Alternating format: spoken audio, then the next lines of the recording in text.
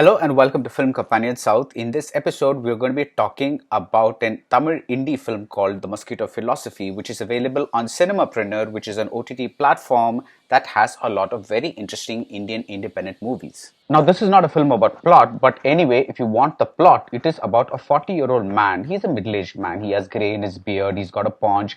He is being asked to marry a 25-year-old woman simply because his mother wants to see him married. That is the essence of the film. And he wants to break this news to his friends who are also middle-aged. Some of them are married. And he is going to one of these friends' house. This friend is played by Jayaprakash Radhakrishnan, who you may remember as the director of Lens. The Mosquito Philosophy is this director's second feature, and the premise is that this man is coming to this character's house, his friend's house, so that he can break this news about his impending marriage to his friends over drinks and dinner. Now, I think the greatest achievement of this film is that it manages to reproduce perfectly the kind of evening that would happen if a bunch of people who've known each other for a very, very long time get together. You know, they talk and they are having a really interesting time. But if we from the outside listen to it, we might feel a little bored because some of the ins and outs and the in-jokes and all that we may not know, that is reproduced perfectly in this film. So what I'm trying to say is that this film is never boring, but it has those banal conversations, what to order for dinner, should we order 2 rotis, should we order 3 rotis, will this much sabji be enough, those kinds of things. Then somebody is asked to sing an old film song, then somebody talks about corruption in India.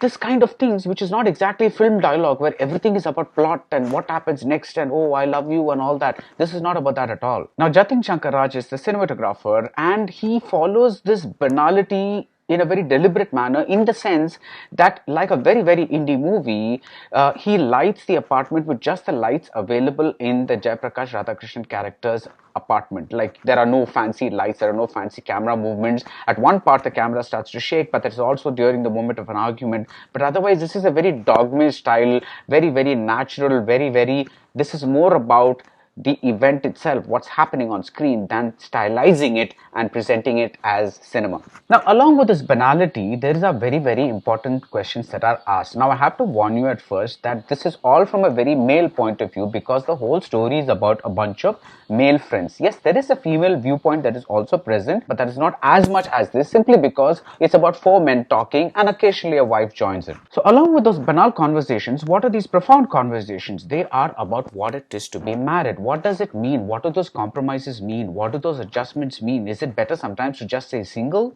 And these conversations give us an idea of the backstories of these characters without too much fuss. For example, we find that one character is cleaning up even during the party, while the party is going on, because he knows that his wife doesn't like waking up and finding a messy house. There's another character who joins and they ask him to drink, but he says, okay, I have to call my wife and ask her permission whether I can drink and eat outside. Now, this isn't presented like the henpecked husband stuff at all. It is just that these men know what their wives like and they know that they have to follow certain rules in order to have a stable relationship. If we saw the same movie from those wives' points of view, we might be seeing them doing some things because they want those rules, that they have those rules that their husbands might want them to follow. And slowly, as the film progresses, as these banal conversations and these profound conversations come to a close, we realize that this is really about the man who's getting married. This 40-year-old man, this man with grey in his beard who's getting married to a 25-year-old. He suddenly begins to realize that, oh my God, I can't get married just because my family wants me to get married. There is a girl in this question.